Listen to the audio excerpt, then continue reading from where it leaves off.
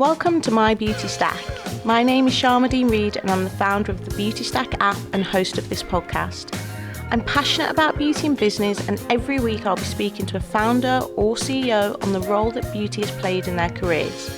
We discuss their beginnings, their learnings, and find out who are the professionals that keep them feeling powerful every day. Join me on this journey of reassessing how beauty plays an important role, not only in our professional lives but in wider society. And finally, I hope you discover your next favourite beauty spot, as recommended by our incredible guests. Often a lot of generic advice is given out there, and to your point, well, how do you know it's going to work for me? You know what? We don't. No one knows. Don't believe anyone that's going to tell you this word's going to work for you, because different things work for different people. Different therapists work for different people. Finding a therapist, like finding a boyfriend, you've got a date. That's Poppy Jamie, founder of Happy Not Perfect, an app she developed out of a clear need for a tool to deal with anxiety. She's also the host of the Not Perfect Podcast, a show that explores what it means to be human. She's hosted Pillow Talk with Poppy, Snapchat's first chat show, and she just amazes me every day with her crazy knowledge on everything to do with happiness and wellness. The first role that I knew of you was at Snapchat. Yeah, really? I think so. I think I didn't know that. I think you told me that because I've never used Snapchat. But how did you get that? That's a big deal. Yeah. So I launched the first talk show on Snapchat, and this was 2015 when Snapchat had just launched their Discover platform. So Snapchat were interested in whether content would work on a messaging platform, and especially kind of long form content like a small TV show that lasted 3 minutes or whatever. And I was in LA and I was making a pilot for MTV at the time. And how I even started making the pilot for MTV is a crazy story. And the moral of the story is, be nice to everyone you sit next to, because I was on a train going down to the middle of nowhere in the countryside, and I was in my kind of maybe last year at university, and I was trying to chat to this woman next to me on the train because I was really bored at the time, and she started talking back to me, and it turned out that she lived in LA, and immediately I thought that was the coolest thing ever because I'd always had dreams of going to LA.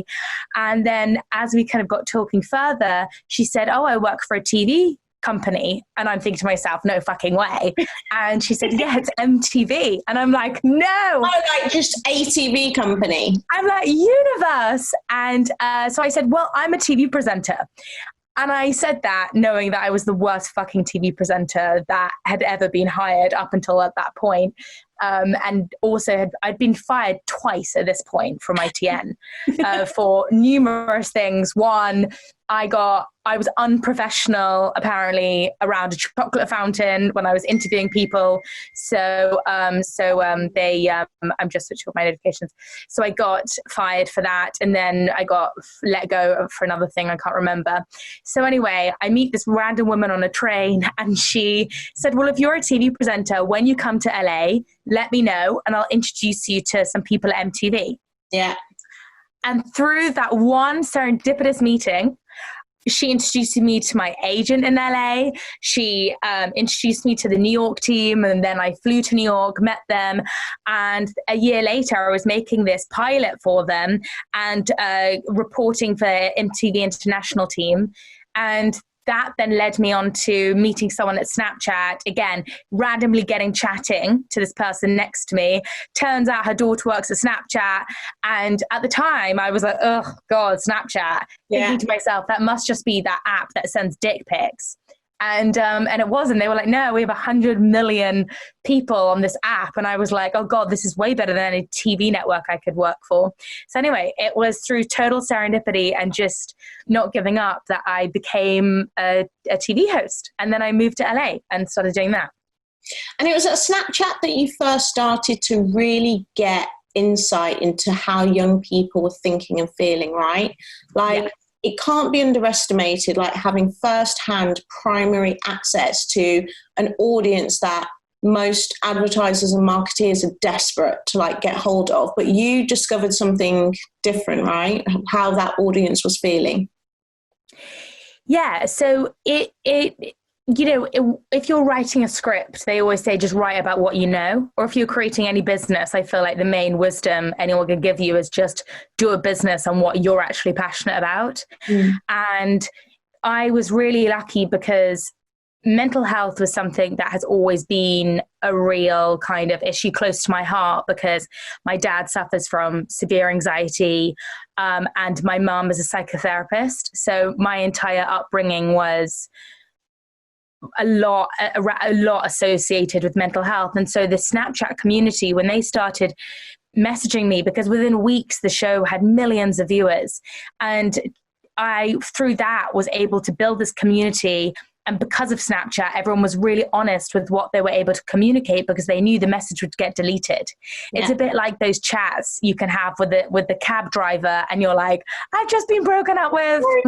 Maybe this is just me, but I just share everything with a cab driver, because you know you're probably not going to see them again, and it's just this cathartic release. And that's really what the Snapchat platform gave to people, which I thought was incredible. And social media hadn't seen that before, where you weren't concerned by this outward brand that we are all so desperately trying to uphold the whole time. Snapchat was the opposite. The message would get deleted. You could write whatever.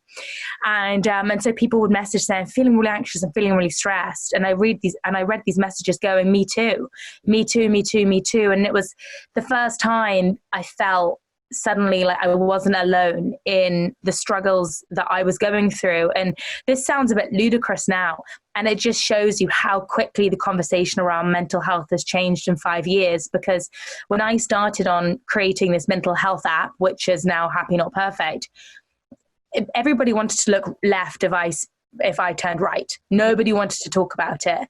But I knew that people were feeling it. And so through those conversations was what really inspired me, and really what gave me the confidence to go, oh, I think people might want the company that I want to create. So how did you go from being a TV presenter to a tech entrepreneur? Very good question. Made a lot of mistakes along the way. I think it's so funny because we give ourselves identities very much usually linked to our work. So was I ever really a TV presenter? No, I was pretending to be one. And again, am I a tech entrepreneur? No, I'm pretending to be one. I think it's, if you have a mind. But you shouldn't say that, because you're not pretending. I suppose I am one. Yeah, no, I am one. Yeah. I feel like I'm pretending at every single thing I do, but the fact is you presented on TV and you presented a show. You are a TV presenter, and like the more you say it, the more you believe it. But it's funny how that identity thing, what you say, if you keep saying it, whether you do it or not, your brain starts to believe that you are that thing. So you made it happen for yourself, like whether it was sat next to that woman on the train, you made it happen. You didn't consciously say to yourself, I'm going to be a tech entrepreneur, but you followed this thread of need and problem, and you made a decision to solve the problem, and that problem got solved through tech. Yeah, but I think really my point is having curiosity, and I've always been that person that's like, okay, well, everything can be broken down. Anyone could be anything. So these career pivots are just rechanneling a value system that you had in the first place. So the way I became a TV presenter was like, okay, how am I going to do it? What do I need to do in order to get there? And that was the same skill set that I used to build a tech company. It's like, okay, so I need to find a CTO. I need to come up with user flow, and you're right. It does come with this step of kind of embracing that identity, I suppose, of what you're walking into. But I mean, I had a really strange pivot to becoming a tech entrepreneur, because I had gone to my friend's boyfriend again. When I have an idea, I really don't subscribe to the mentality that don't share your ideas, because I don't think ideas are valuable. It's the action you put behind ideas that are valuable. Mm-hmm. So I will tell everyone about my ideas until the cows kind of come home, until I found my next clue in the scavenger hunt to get to the end. So I went to this dinner. And I'm in LA at the time, and it's a hilarious. Well, it was an interesting dinner because my friend had been dating this really great guy who actually had spent the last 15 years in prison, and so I'm sitting at this table, and all of them were kind of basically former convicts that had just got out in the last 18 months. So really, really interesting dinner, and there was this one guy there that was building games for Samsung. So I said, I want to build an app. And he was really kind. He said, I will teach you. So he used to drive to LA and sit with me and teach me how to build out user flows, which when you're first building an app, really, it's you're designing the app before you're going to waste any money on code. That's the expensive part. The easy and the cheaper part is getting your user flow right. So he would set me tasks, and I can't even remember that we used this design tool, and it was almost like a mind map of where the app was going to go. And that is how I built my first app, is from this kind of form, from this convict dinner, and then from that I was able to then you get yourself into the funniest scenarios. It's actually hilarious. Like, it's really funny you say that though, because that's the meeting that I literally just came from, and why I was like running late was a user flow meeting. I keep telling everybody it starts from the journey of the user, everything that they are thinking and feeling at each stage. And before we start drawing out flows, we just do it in a flow chart. So just little bubbles. They're going to come in this way, then this is the action. They're probably going to have to press this button. They have to go back this way. It's a bit like when you read magazines, which is like, which Spice Girl are you? And then you go through the little flows to see which one you're at. I always say that these pathways are the most important thing to start with in any new feature.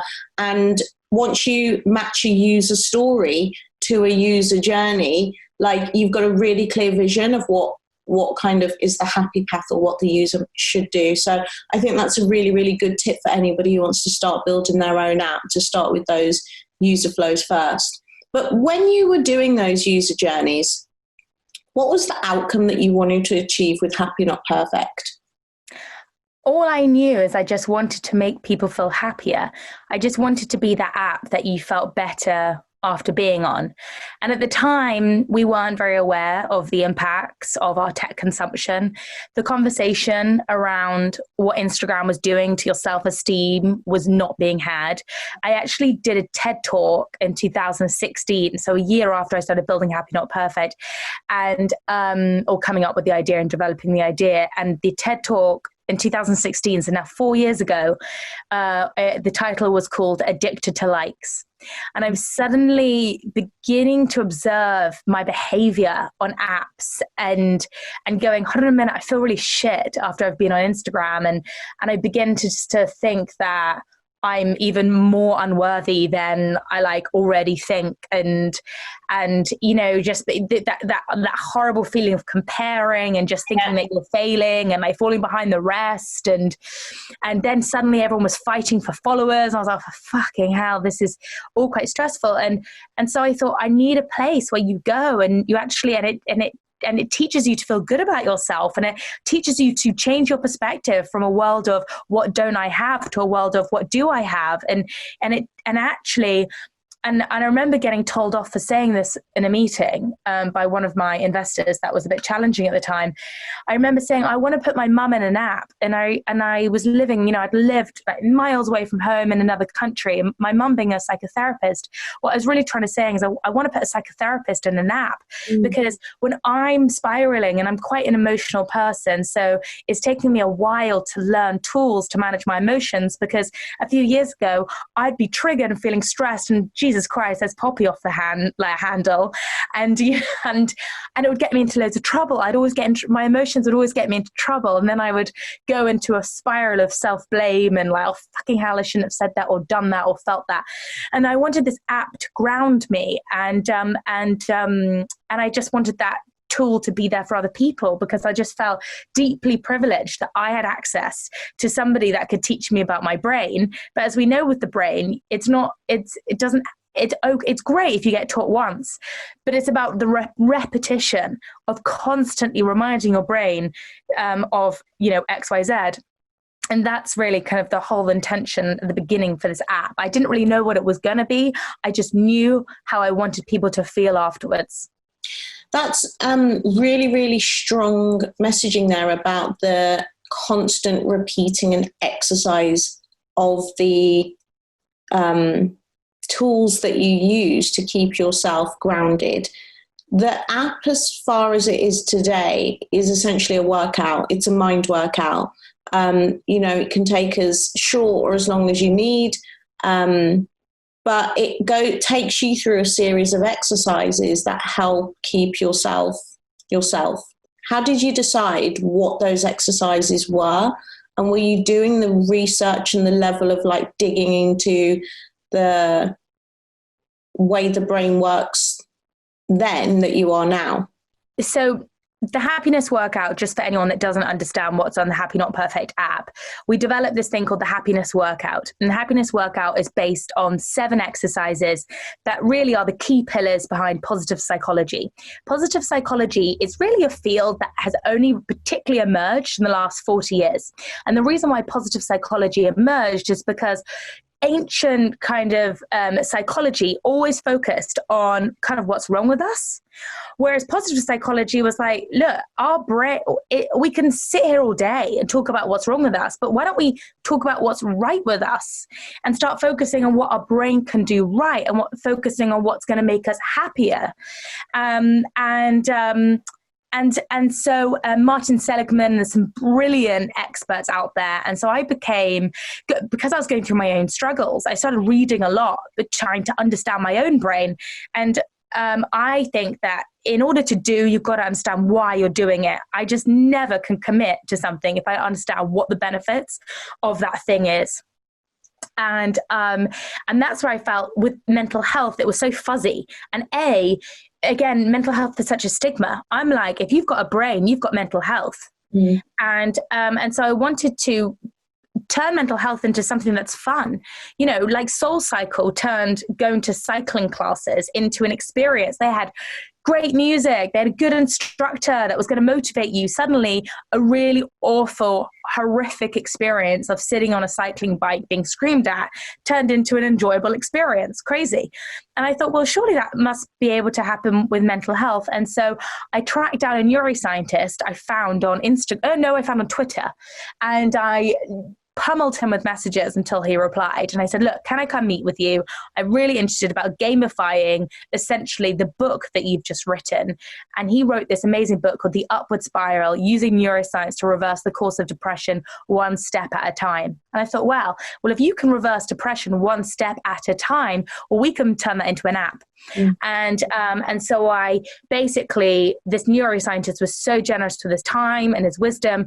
And I sat there asking him loads of questions. And I sat there asking my mum, who has a clinic. And I said, well, what would you say to someone if they were heartbroken? What would you say? But what would you say to someone if they were anxious? And what would you say to someone if they were angry? And suddenly I was a bit like, hold on a minute, you kind of say similar things. And that is what the interesting thing is with the brain. It doesn't really matter what we're feeling. We just need a process to be able to understand those feelings, process them, move on from them. Because the problem that most of us feel is we get stuck. And we get stuck on this kind of old record player, and we remunerate and we go round and round and round thinking about the same thing. So having this process that you could dive into, which is the happiness workout, is something that trains your brain. And there's this great quote that lots of people use: neurons that are fired together wire together. And so if you constantly train yourself in new thinking patterns, you actually create these circuits in your brain that then your brain does automatically. And that's where we want to get to. And that's the most brilliant thing about mental health and where we are with the research, because they've found that our brain is like plastic. Neuroplasticity, the discovery of neuroplasticity, has shown that we all have the capacity to change our brain. And that was what really inspired me to create this brain gym, because I thought, if you can change any muscle in your body, you can change your brain. What are your users mainly coming to Happy Not Perfect for? You mentioned like heartbroken, anxiety, depression. Like, do you know what your users are needing and craving right now? So one of the mistakes that I made building this app is that I didn't, right at the get-go, build in an extensive, comprehensive data collection backend, which was, horrific mistake. So if anyone's building an app, the data that you're going to get from your users is the most valuable thing that you can have. But my tech partner at the time advised me that we didn't need one. So you learn so much from doing these things. How about just anecdotally? Like anecdotally, what are people like loving about your app, and what problems is it solving for them, just from what you know about the feedback you get? So right from the start, I was going to say, I can't tell you like exact numbers from like the beginning, but what I can tell you is that heartbreak, anxiety, sleep is a huge one. Is what most people, and the happiness workout has now become a daily ritual. It's if people can't meditate, which again was another reason I built the app.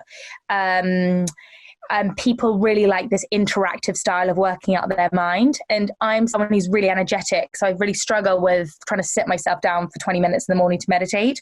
What I prefer to do is do a happiness workout. It takes me less than 5 minutes. I get to check in with myself. I connect with myself. I establish how I'm feeling. I let go of any emotions that aren't helping me, and I focus on gratitude. Suddenly I'm in a better mood. I'm relaxed. I'm calm, and I'm ready to start my day. Most of our users use the happiness workout as a kind of a check-in for their mental health in the morning and the evening.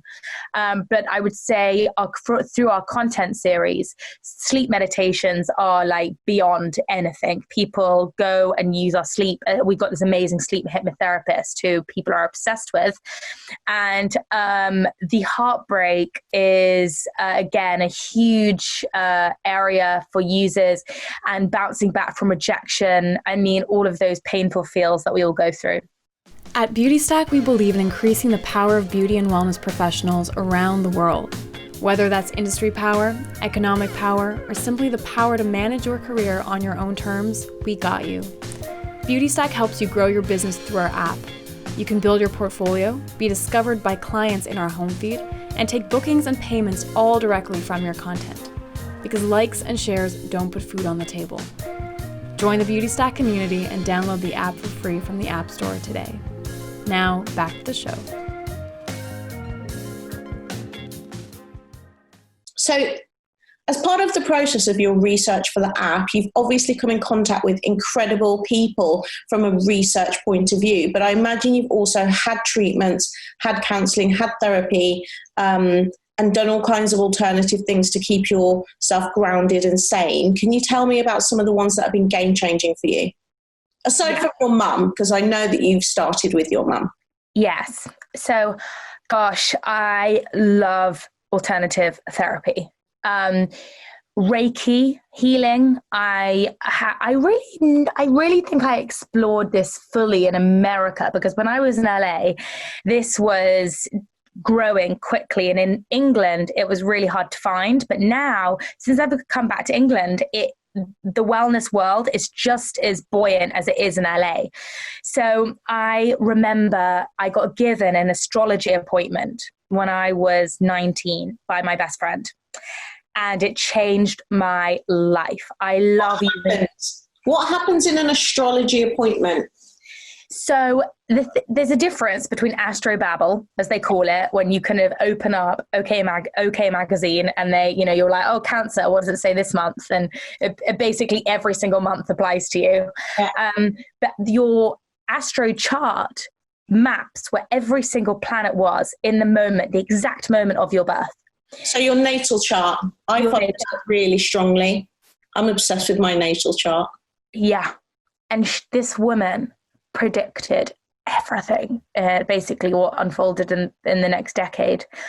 And I just remember for the first time, when I got told, especially that young age of 19, when I got told my natal chart, I don't know, it kind of confirmed that I was a person. I suddenly was like, oh, wow, I have an identity that someone else can read and tell me, and it resonated as true. And look, this field is, you've got to have your wits about you, because there is a lot of people out there who probably aren't as legit as others, but you know instinctively when you've hit truth. You do. Your body's like, oh, yeah, that rings a bell. So when people say, oh yeah, but what about this? And it sounds like this. You're like, you can tell if it's bullshit. If it was crazy, I would say it didn't resonate, but it really, really did. And astrology has been a really calming tool for me, because for some reason it grounds me, and it kind of teaches you about yourself. And so, for example, I know that I'm a bit more sensitive, so I can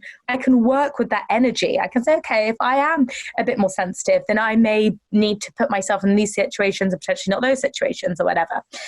So I think astrology is a great tool for self-development and self-learning, and just being more self-aware.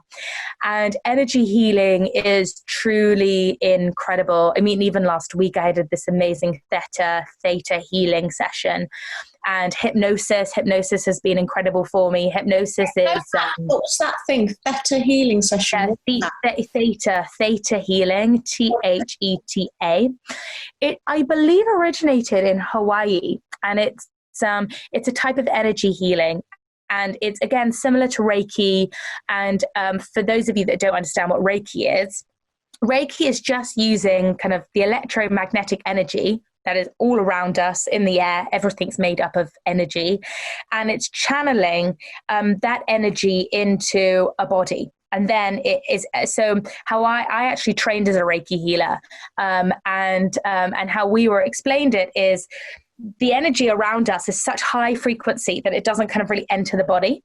So what Reiki healing does, and as a Reiki healer, what you do is you channel this very, very high vibration energy around here, and you're able to kind of slow that energy wave down so it's able to be received by the body, by the patient in front of you.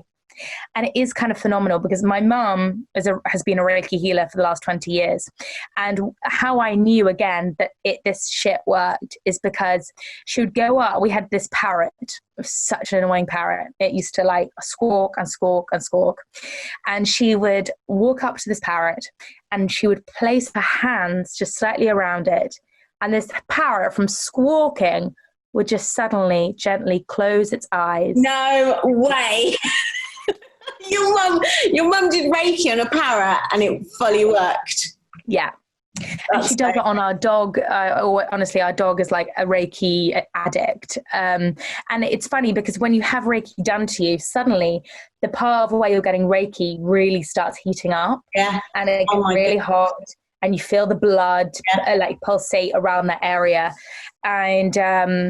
And so this is, I mean, look, everything's energy, right? Like, how do we get up out of bed in the morning? Energy. And when we're feeling heartbroken, or when we're kind of having, like, when we're struggling, we're really struggling from a lack of energy. So I think Reiki healing is really beautiful, because especially if you're an empath, which a lot of women especially are, we give out our energy.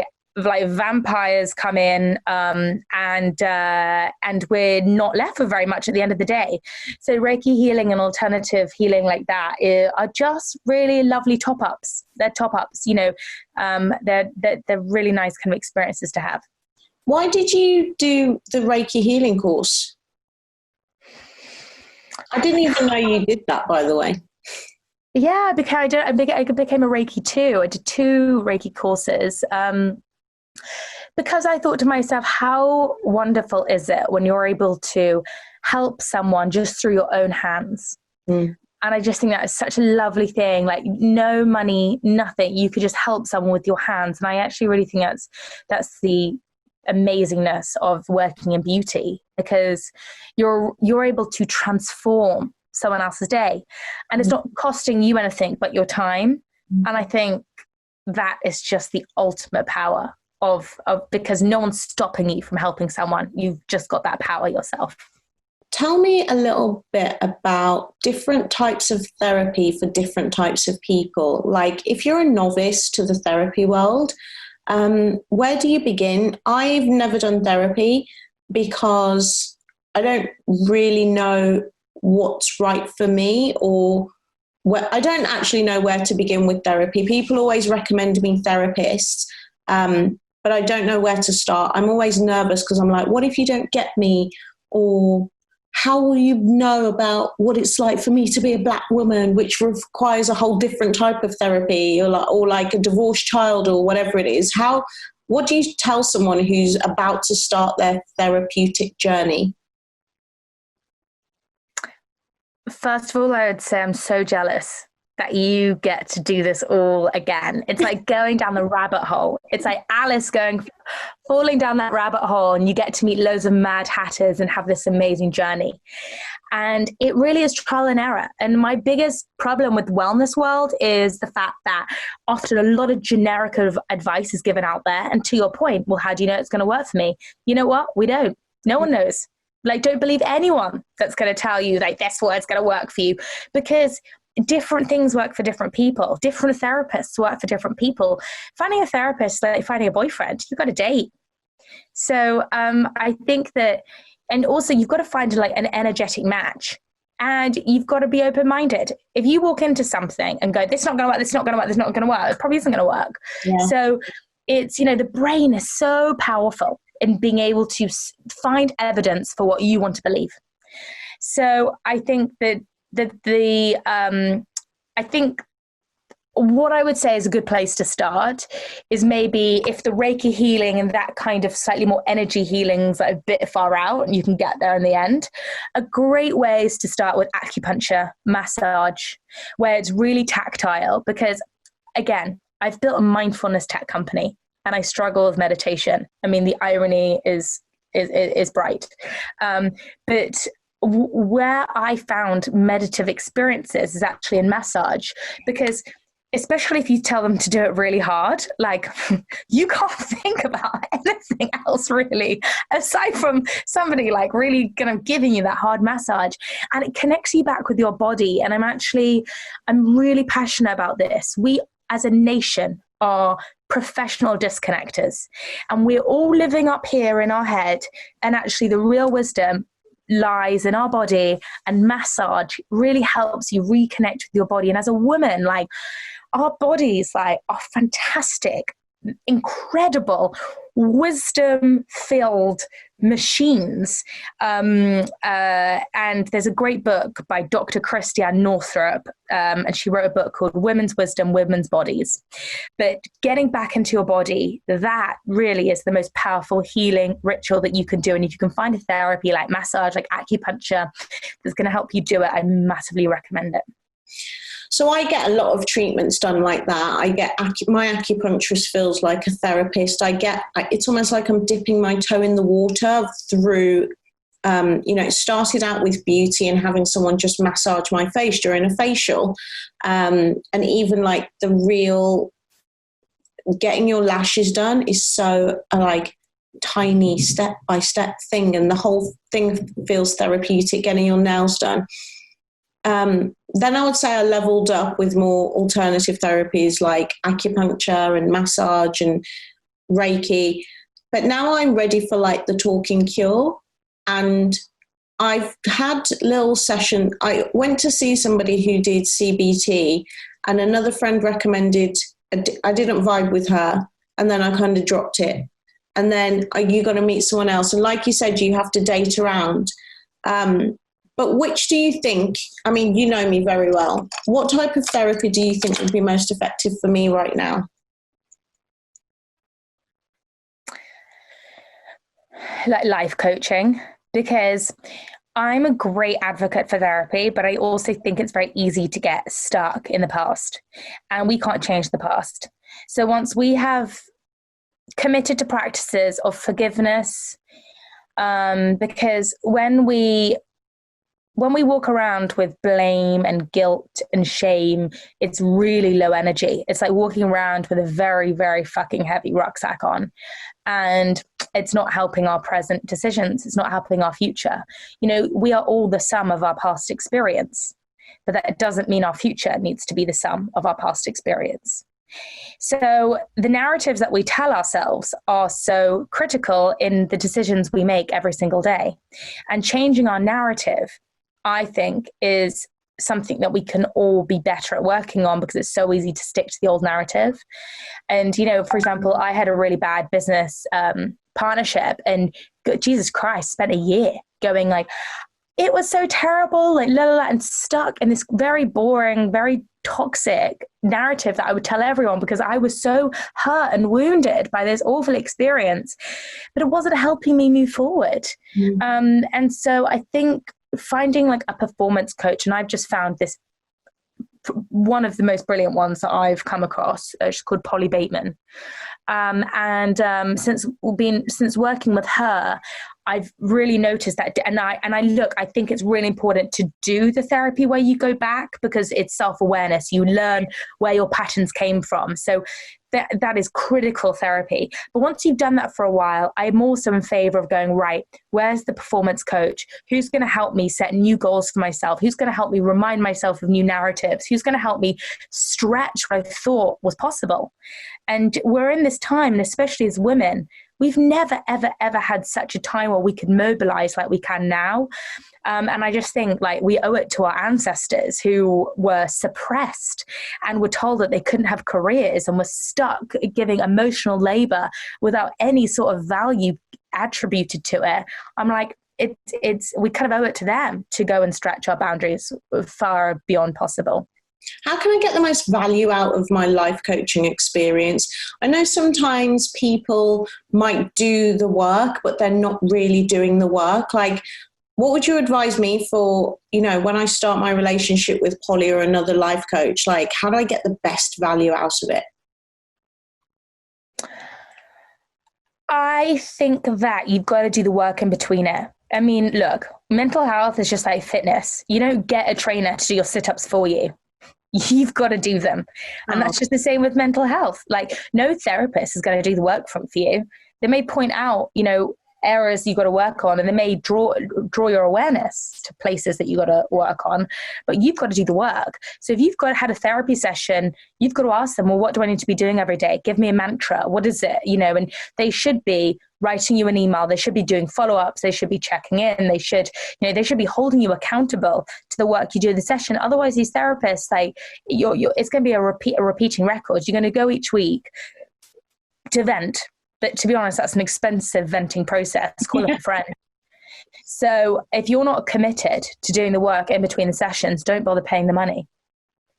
If someone's about to start alternative therapies, are there any tips that you recommend for them? My 3 tips would be, before you do anything, research.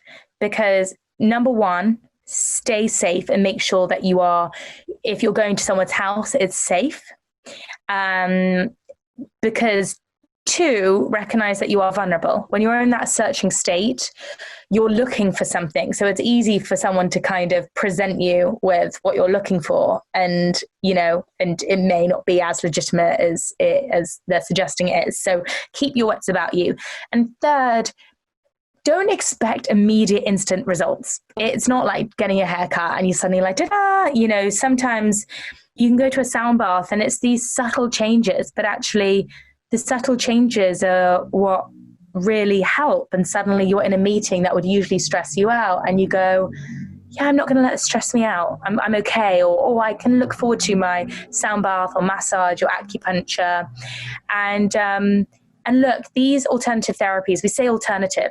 Let's reframe that and say ancient therapies. So true. I hate the phrase. I don't even know why I've been saying it. I absolutely hate the phrase alternative therapies, because to me, you know, these are the original therapies. These were the original ways that my family and my family in Jamaica and my family in India, you know, when you think of like Ayurvedic techniques, herbs, healing with herbs, that is how we heal things. It's not the alternative. So definitely we should be changing that rhetoric.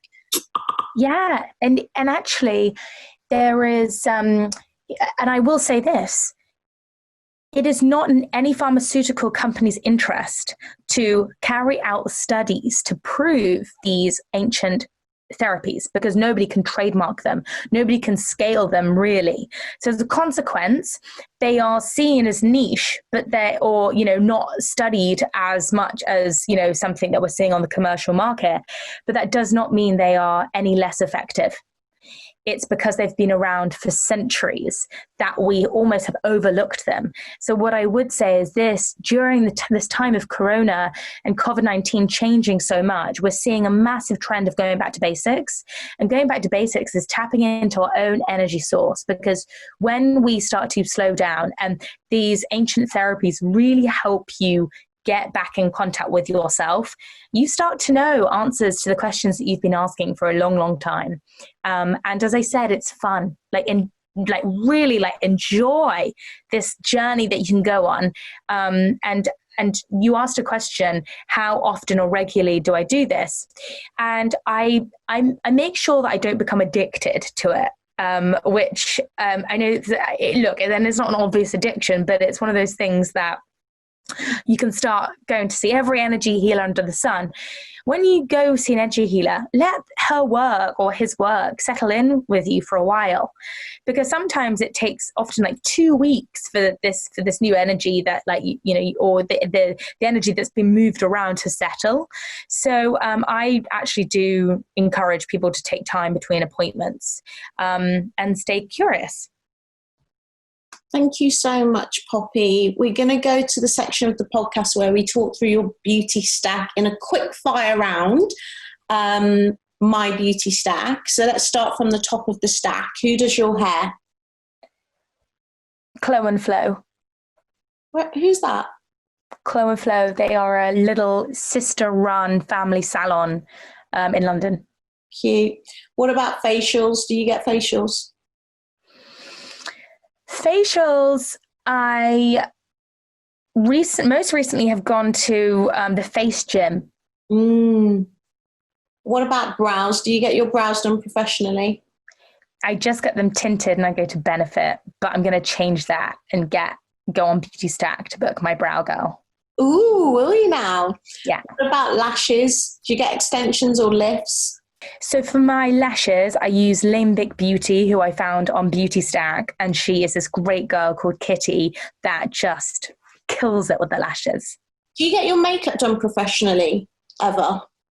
Yes, when I go, when I set up Pop and Suki, Suki and I had to do a lot of photo shoots, and I still do a couple of red carpets, and I still do TV presenting now and again. So I'll get makeup done when I'm doing something like that. And to be honest, that it changes every time, actually. I don't have one go-to for makeup.